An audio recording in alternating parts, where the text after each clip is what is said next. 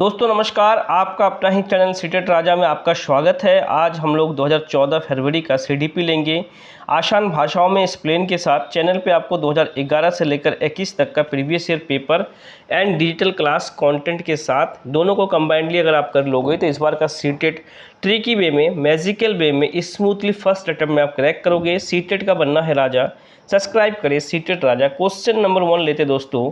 CBSE द्वारा अपनाए गए प्रगतिशील शिक्षा के प्रतिमान में बच्चों का समाजीकरण जिस प्रकार से किया जाता है उससे अपेक्षा की जा सकती है कि ऑप्शन नंबर 1 चेक करेंगे, वे समय नष्ट करने वाली सामाजिक आदतों प्रकृति का त्याग करें तथा सीखें कि किस प्रकार से अच्छी श्रेणियां पाई जा सकती है। बिल्कुल गलत। अच्छी श्रेणी उच्च शिक्षा के लिए कभी भी हम अधिगम बच्चे को नहीं देते हैं। ऑप्शन 2 चेक करेंगे, वो सामूहिक कार्य में सक्रिय भागीदारिता का निर्वाह करे तथा सामाजिक कौशल सीखे। बिल्कुल सही।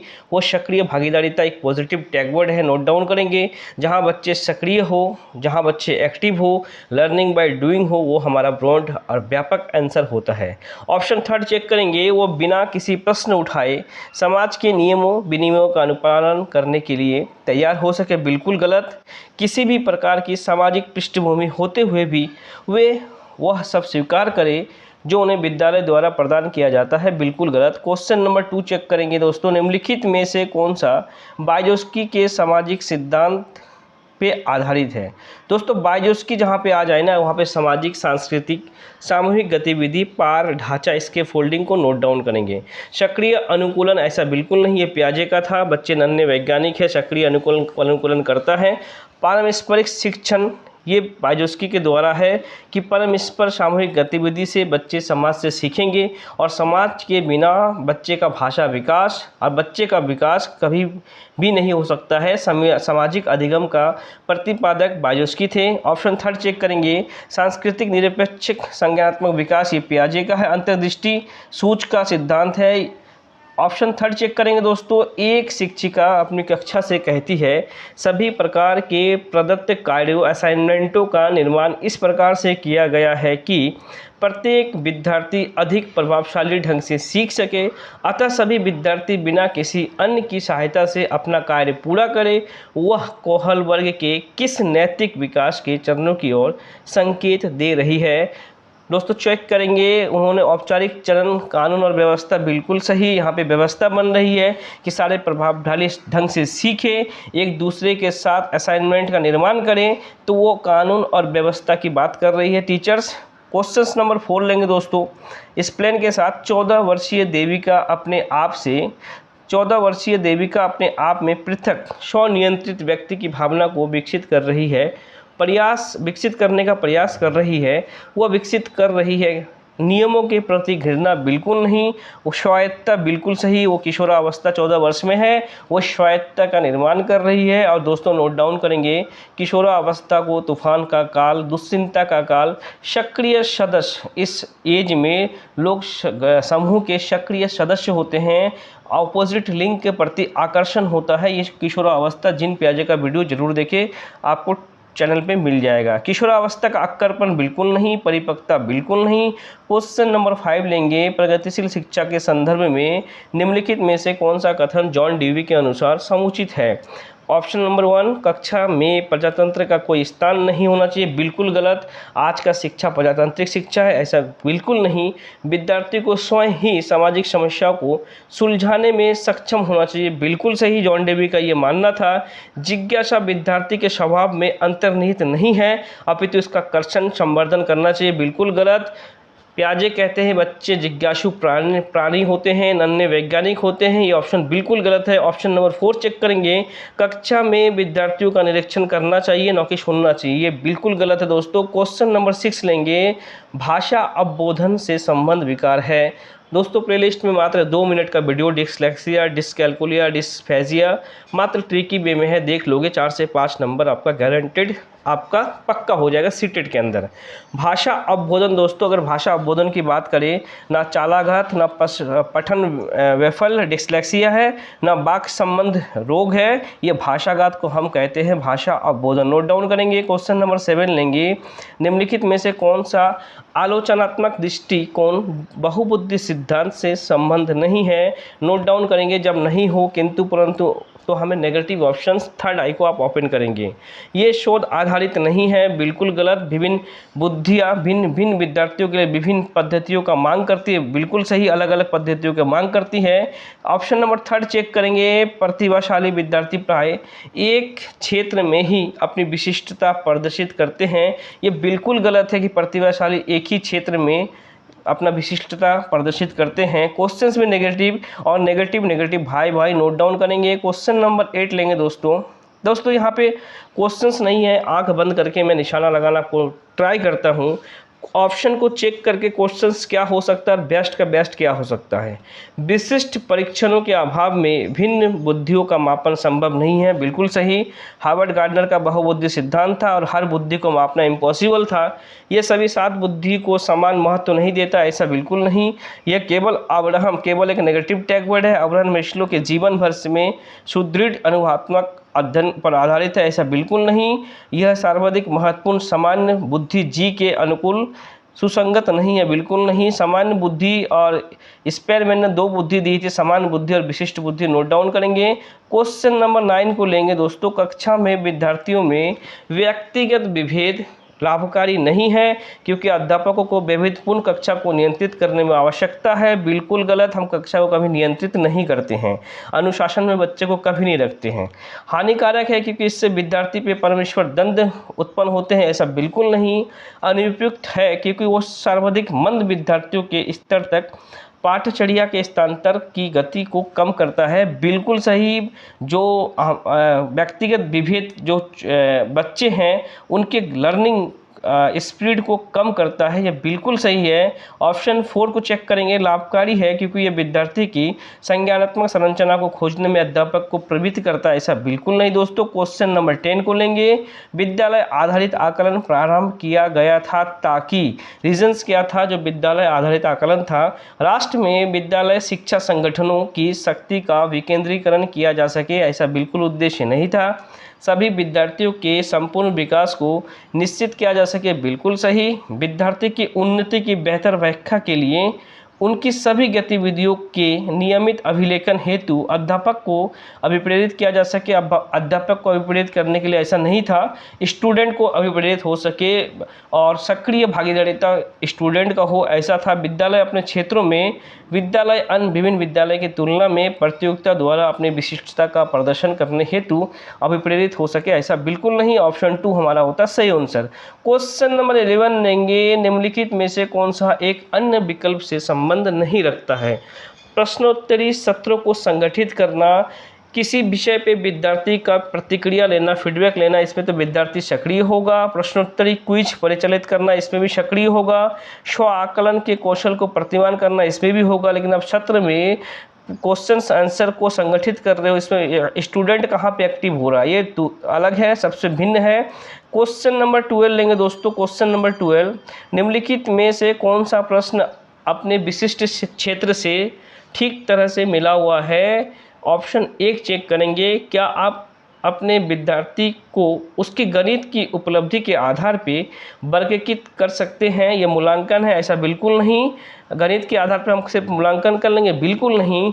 पिछले रात दूरदर्शन पे दिखाए गए क्रिकेट मैच में निर्णायक क्षण, टर्निंग पॉइंट क्या था, ये सृजनशील चिंतन है, बिल्कुल सही। इसमें बच्चा कल्पना करेगा, एक्टिव होगा, तर्क होगा, कल्पना शक्ति जाहिर होगा, अमूर्त चिंतन कर पाएगा, इसमें सृजनशीलता बच्चे का होगा 100%।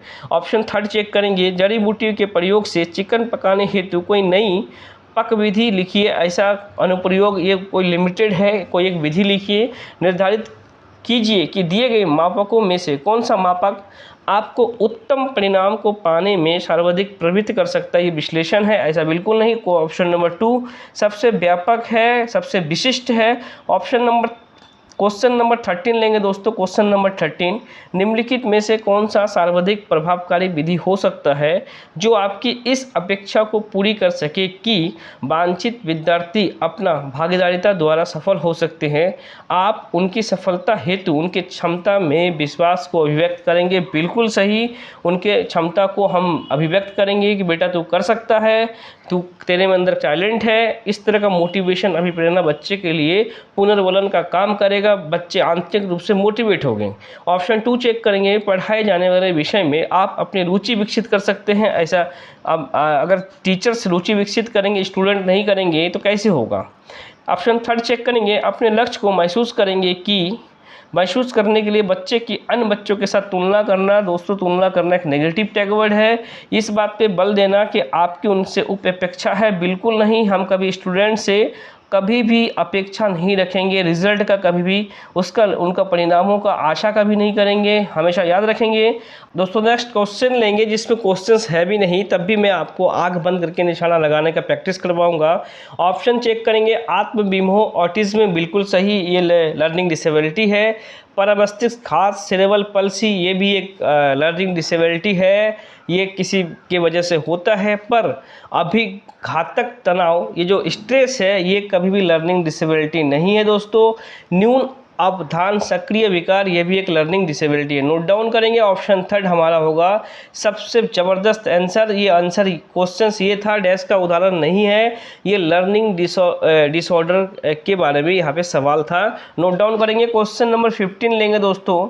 बहु शिक्षण शास्त्रीय तकनीकें, वर्गीकृत अधिगम सामग्री, बहु आकलन तकनीकें तथा परिवर्तनीय जटिलता एवं सामग्री का स्वरूप निम्नलिखित में से किससे संबंध है। सार्वभौमिक अधिगम प्रारूप बिल्कुल नहीं दोस्तों। उपचारात्मक शिक्षक बिल्कुल नहीं। उपचारात्मक शिक्षण निदान के बाद हम बच्चे का उसको सॉल्व करने के लिए करते हैं। विभेदित अनुदेशन है, बिल्कुल सही। आप विविध रूप से बच्चे को लर्निंग स्टाइल TLM यूज़ करते हो, उसे अधिगम देते हो, बिल्कुल सही। पारस्परिक शिक्षण, ऐसा बिल्कुल नहीं। ऑप्शन 3 हमारा सही होता है। क्वेश्चन नंबर 216 लेंगे। निम्नलिखित में से प्रगतिशील अधिगमकर्ताओं के लिए क्या समुचित है। तो प्रगतिशील अधिगमकर्ताओं के लिए क्या समुचित है, वो अन्य को भी कौशल प्रभावी बनाते हैं तथा सहयोग अधिगम के लिए आवश्यक है, ऐसा बिल्कुल नहीं। वह सदैव अन्यों का नेतृत्व करते हैं और कक्षा में अतिरिक्त उत्तरदायित्व ग्रहण करते हैं, ऐसा भी नहीं। अपनी उच्च स्तरीय संवेदनात्मकता के कारण निम्न श्रेणी पा सकते हैं, बिल्कुल सही। अपने संवेगों के कारण, संवेदना के कारण वो निम्न श्रेणी पा सकते हैं, चाहे वो प्रभावशाली क्यों ना हो। बुनियादी तौर पर उनकी मस्तिष्क शक्ति के कारण ही उनका महत्व है, ऐसा बिल्कुल नहीं। संवेगों के कारण, संवेदना के कारण वो निम्न श्रेणी भी पा सकते हैं, प्रतिभाशाली स्टूडेंट। विद्यालय में समावेशन मुख्यतः केंद्रित होता है विशिष्ट श्रेणी वाले बच्चे के लिए सूक्ष्म प्रावधानों का निर्माण, बिल्कुल नहीं। विशिष्ट श्रेणी, सामान्य श्रेणी हम कभी अलग अलग नहीं करेंगे, समावेशी शिक्षा है। केवल दोस्तों एक नेगेटिव टैगवर्ड है, केवल निरयोग छात्र की आवश्यकता को पूर्ण करेंगे तो सामान्य बच्चे कहाँ जाएंगे। संपूर्ण कक्षा की कीमत पर निरयोग बच्चे की आवश्यकता को पूरा करने के लिए बिल्कुल सही समावेशी शिक्षा है हमारा। नोट डाउन करेंगे। विद्यालय में निरक्षर अभिभावकों की शैक्षिक आवश्यकताओं पे ऐसा भी बिल्कुल नहीं है कि अभिभावक निरक्षर है तो विद्यार्थी पढ़ नहीं पाए और आगे कुछ ना कर पाए, ऐसा बिल्कुल नहीं होता है। क्वेश्चन नंबर 18 लेंगे। बच्चों में सीखी गई निस्सहायता का कारण क्या हो सकता है। इस व्यवहार को अर्जित कर लेना कि वो सफल नहीं हो सकते, बिल्कुल सही। तू बेटा कुछ नहीं कर पाएगा, ये एक निस्सहायता का कारण है। कक्षा गतिविधि में कठोर निर्णय, ऐसा भी बिल्कुल नहीं है। अपने अभिभावक की अपेक्षा के साथ तालमेल ना बना पाना, ऐसा भी नहीं है। अध्ययन को गंभीरतापूर्वक ना लेने के लिए नैतिक निर्णय, ऐसा भी नहीं है। तू बेटा कुछ कर ही नहीं पाएगा, ये एक तरह का निस्सहायता का कारण है। यदि एक विद्यार्थी विद्यालय में लगातार निम्न स्तर का श्रेणी प्राप्त करती है तो उसके अभिभावक को उसकी सहायता हेतु परामर्श दिया जा सकता है कि वह अध्यापक की घनिष्ठ संगति में कार्य करे। बिल्कुल सही। वो टीचर्स के साथ बॉन्डिंग बनाए, एक रिलेशन बिल्ड करे, ताकि बच्चे का कहाँ पे बच्चा फॉल्ट, कहाँ पे डिमेरिट, कहाँ पे मेरिट, कहाँ पे उसका विकास हो सकता है, एक दूसरे का प्लानिंग को साझा करके बच्चे का डेवलपमेंट में काम कर सकते हैं। मोबाइल फ़ोन, चलचित्र, कॉमिक्स, खेल हेतु अतिरिक्त कॉल पे रोक लगाना बिल्कुल नहीं। ये एक पार्ट ऑफ लर्निंग है, पाठ्य पुस्तक एक साधन है, बाकी चीज़ें जिससे बच्चा लर्न करता है वो संसाधन कहलाता है। जो भली भांति शिक्षा नहीं ले पाए उसके जीवन संबंधी कठिनाइयों का वर्णन करना, ऐसा बिल्कुल नहीं। घर पर उसको परिश्रम पूर्वक कार्य करने के लिए बल देना, ऐसा बिल्कुल नहीं। क्वेश्चन नंबर 20 लेंगे दोस्तों, निम्नलिखित में से समस्या समाधान को क्या बाधित नहीं करता है? नोट डाउन करेंगे, क्या बाधित नहीं करता है समस्या समाधान को? अंतर्दृष्टि, बिल्कुल सही। आप अंदर से अगर मोटिवेट हो तो आपको कोई रोक नहीं सकता। अभिप्रेरणा, आपका अंतर्मुखी, अंतर्दृष्टि, आंतरिक रूप से आप अभिप्रेरित हो तो कोई भी काम आप कर सकते हो दोस्तों। जैसे आपको सीटेट क्रैक करना है, यानी कि आप आंतरिक रूप से प्रेरित हो, अंतर्दृष्टि, इंसाइट्स आपका बेस्ट है, इसलिए आप ज़बरदस्त करोगे। सीटेट का बनना है राजा, सब्सक्राइब करें सीटेट राजा। ऑप्शन 2 चेक करेंगे, मानसिक प्रारूपता, ऐसा बिल्कुल नहीं। मोर्चाबंदी नहीं, निर्धारण नहीं, ऐसा बिल्कुल नहीं। क्वेश्चन नंबर 21 लेंगे दोस्तों, एक शिक्षिका पाठ को पूर्व पाठित पाठ से जोड़ते हुए बच्चे को सारांश लिखाना सिखा रही है। पूर्व के पाठ से जोड़ते हुए वह क्या कर रही है? वह बच्चे की पाठ समझने की स्वकौशल विकसित करने में सहायता कर रही है। ठीक है, पाठ बिल्कुल सही है कि एक कौशल विकसित कर रही है। आगे और चेक करते हैं, वो बच्चे को संपूर्ण पाठ वस्तु को परिपूर्ण से ना पढ़ने की आवश्यकता का संकेत दे रही है। ऐसा नहीं कि पूरा ना पढ़ो, शॉर्टकट पढ़ लो, ऐसा बिल्कुल नहीं। वह आकलन के दृष्टि से पाठ वस्तु के महत्व को पूर्णवलित कर रही है। ये भी ऑप्शन ज़बरदस्त है। वो विद्यार्थी को सामर्थ्यपूर्ण स्मरण के लिए प्रेरित कर रही है, बिल्कुल गलत। स्मरण हमारा नेगेटिव टैगवर्ड है दोस्तों। वो क्या कर रही है? वो बच्चों को पाठ समझने का शैली विकसित कर रही है, ताकि वो पूर्व के पाठ से जोड़ते हुए वो बच्चे को सारांश लिखाना सिखा रही है। जी हाँ, तो पाठ को समझने का, लेसन को समझने का स्वशैली बच्चे में विकसित कर रही है। क्वेश्चन नंबर 22 लेंगे दोस्तों, एक बच्चा अपनी मातृभाषा सीख रहा होता है, वो दूसरा बच्चा वही है जो द्विभाषी भाषा के रूप में सीख रहा है। जस्ट लाइक मान लीजिए हिंदी आपका मदर टंग होगा, लेकिन कोई असमीज बच्चा हिंदी को सेकंड लैंग्वेज में लर्न कर रहा है।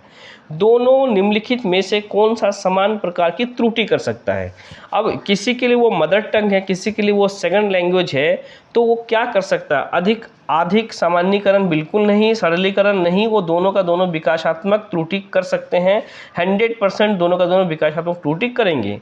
अत्यधिक शुद्धता, ऐसा बिल्कुल नहीं। क्वेश्चन नंबर 23 लेंगे, परीक्षा में तनाव निष्पत्ति को प्रभावित करता है। यह तथ्य निम्नलिखित में से किस प्रकार से संबंध को स्पष्ट करता है? आप एग्ज़ाम में आप भी जाते हो दोस्तों, तो आप भी नर्वस हो जाते हो। इसका रीजंस क्या होता है? आप घर पे अच्छा प्रैक्टिस कर लेते हो, समझ में आपको आ जाता है, लेकिन एग्ज़ाम में जाके आप कंफ्यूज हो जाते हो। इसका रीजंस क्या है? इसका रीजंस है दोस्तों संज्ञान भावना, बिल्कुल सही।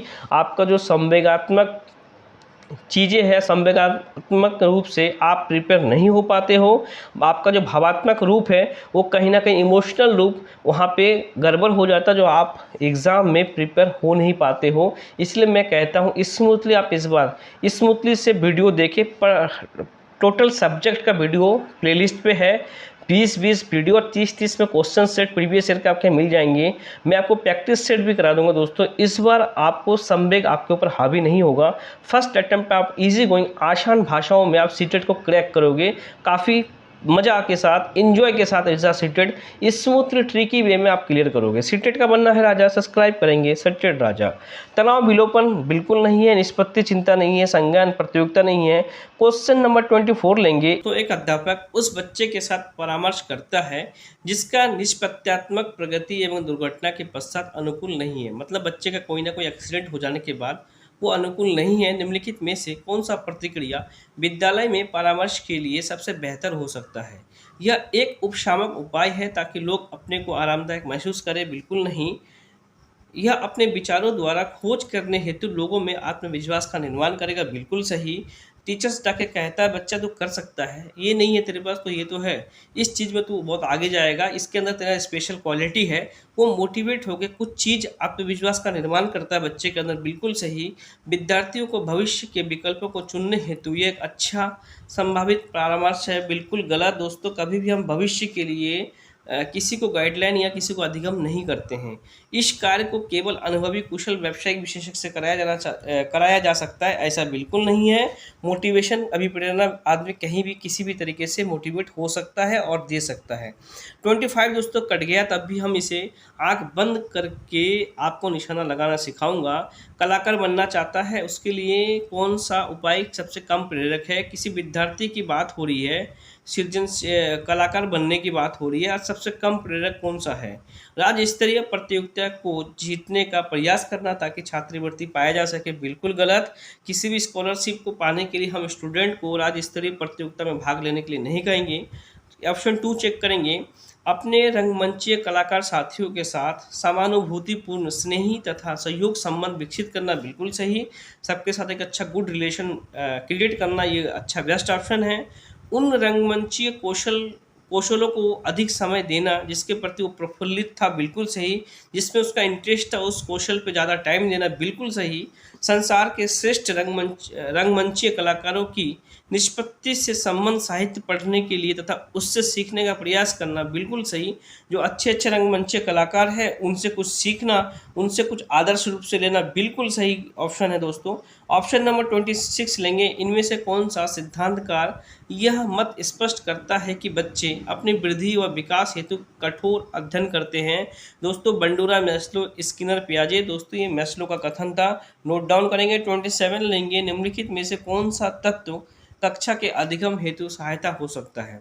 अब कक्षा के अधिगम में सहायता क्या होगा? बच्चे को अधिगम हेतु प्रेरित करने के लिए परीक्षणों की संख्या बढ़ा देना, बिल्कुल गलत। अब प्रेरित करने के लिए आप एग्जाम ज़्यादा लोगे बच्चे का तो बच्चे मोटिवेट हो जाएंगे।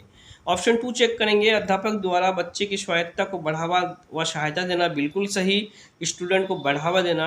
ऑप्शन 3 चेक करेंगे, समानता बनाए रखने के लिए किसी एक अनुदेशन पद्धति पर टिके रहना। समानता तो हम कभी बनाएंगे नहीं, क्योंकि बहुभाषिक कक्षा है, लर्निंग डिसेबिलिटी है, समावेशी कक्षा है, तो समानता तो हम कर ही नहीं सकते हैं। कलांश की अवधि को 40-50 मिनट बढ़ा देना, इससे क्या बच्चे अभिप्रेरित हो जाएंगे? ऑप्शन 2 हमारा सबसे बेस्ट होता है, जिससे बच्चा सक्रिय रहे, वो सबसे बेस्ट आंसर है। और हम शिक्षक होने के नाते याद नोट डाउन करेंगे, हम एक सुगम करता है, परामर्श सहायक दाता है, हमेशा नोट डाउन करेंगे। एनसीएफ भी कहती है टीचर से सुगम करता है। आप 28 चेक करेंगे, परिपक्व विद्यार्थी इस बात पे विश्वास करते हैं कि उनके अध्ययन में भावनाओं का कोई स्थान नहीं है, ऐसा बिल्कुल नहीं। अपनी बौद्धिक के साथ अपने सभी प्रकार के द्वंद्व को शीघ्र समाधान कर लेते हैं, ऐसा बिल्कुल नहीं। अपने अध्ययन में कभी कभी भावनाओं की सहायता चाहते हैं, जी हाँ दोस्तों, इमोशनली भावनात्मक कुछ चीज़ें का सहायता चाहते हैं, कोई भी प्रतिभाशाली विद्यार्थी क्यों ना हो। कठिन परिस्थितियों में भी अध्ययन से विचलित नहीं होते, ऐसा बिल्कुल नहीं है। ऑप्शन 3 हमारा सबसे बेस्ट है। क्वेश्चन नंबर 229 लेंगे, पूर्व में विद्यालय में पहली बार आया हुआ बच्चा, काफ़ी इंपॉर्टेंट क्वेश्चन है दोस्तों, नोट डाउन करेंगे। पूर्व विद्यालय में पहली बार आया हुआ बच्चा मुक्त रूप से चिल्लाता है। 2 वर्ष पश्चात वही बच्चा जब प्रारंभिक विद्यालय में पहली बार जाता है तो अपना तनाव चिल्लाकर व्यक्त नहीं करता, अपितु उसके कंधे व गर्दन की पेशियां तन जाती है। उससे इस व्यवहारिक परिवर्तन का सैद्धांतिक आधार क्या हो सकता है? दोस्तों 2 साल पहले जब वो गया था तो काफ़ी चिल्ला रहा था, 2 साल बाद वो चिल्लाता नहीं था, उसके गर्दन वो काफ़ी अकड़ रहा था। तो दोस्तों ये विकास के क्रमिक प्रकार से होता है, पहले विकास एक क्रम से होता है, कोई लुढ़कना सीखता है, फिर चलना सीखता है, फिर दौड़ना सीखता है, तो ये एक विकास का क्रम है, इस वजह से बच्चा ऐसा कर रहा है। नोट डाउन करेंगे, विकास का निरंतरीय होता रहता है, ऐसा बिल्कुल नहीं। अलग अलग लोगों में विकास भी भिन्न रूप से होता है, ऐसा नहीं है। विभेद एक एकीकरण विकास के लक्षण है, ऐसा बिल्कुल नहीं दोस्तों। विकास एक क्रमिक प्रकार से होता है, नोट डाउन करेंगे, इसी वजह से बच्चा ये कर रहा है। और इसीलिए सेम बच्चा, अगर दूसरा नहीं, सेम बच्चा था और ये विकास का क्रम है, इसी वजह से बच्चा ऐसा कर रहा था। क्वेश्चन नंबर 30 लेंगे, निम्नलिखित में से कौन सा कथन सत्य है? सत्य को चेक करेंगे। अनुवांशिकता बनावट, यहाँ बुनावट हो गई, टैबलेटिंग मिस्टेक है। अनुवांशिकता बनावट व्यक्ति की और परिवेश गुणवत्ता के प्रति तत्मकता को प्रभावित करता है। ये बिल्कुल सही है। आनुवंशिकता से व्यक्ति की बनावट और परिवेश से गुण, ये हमेशा व्यक्ति के विकास के लिए आनुवंशिकता और पर्यावरण दोनों ही कंबाइंड रूप से एक साथ होगा, तभी बच्चे का विकास डेवलपमेंट होगा। ये गारंटेड है। कोई आनुवंशिकता और वातावरण का समावेशन चाहिए। नोट डाउन करेंगे। ऑप्शन 2, गोद लिए गए बच्चे का वही बुद्धि लब्धांक होगा जो गोद लिए गए उनके सहोदर भाई बहनों का होगा, ऐसा बिल्कुल नहीं। अनुभव मस्तिष्क के विकास को प्रभावित नहीं करेगा, ऐसा बिल्कुल नहीं। विद्यालय कारण विद्यालयकरण का बुद्धि पर कोई प्रभाव नहीं होगा, ऐसा बिल्कुल नहीं। दोस्तों, चैनल पे आपको 2011 से लेकर 21 तक का प्रीवियस ईयर पेपर सॉल्यूशन के साथ और डिजिटल कंटेंट क्लास दोनों को कर लोगे। मैं गारंटी देता हूँ इस बार का सीटेट आसान वे में, इजी गोइंग, आसान भाषाओं में आप समझोगे भी और पास भी करोगे। दोस्तों, वीडियो अच्छा लगे तो इसे लाइक जरूर करना, शेयर जरूर करना। सीटेट का बनना है राजा, सब्सक्राइब करें सीटेट राजा। जय हिंद, जय भारत।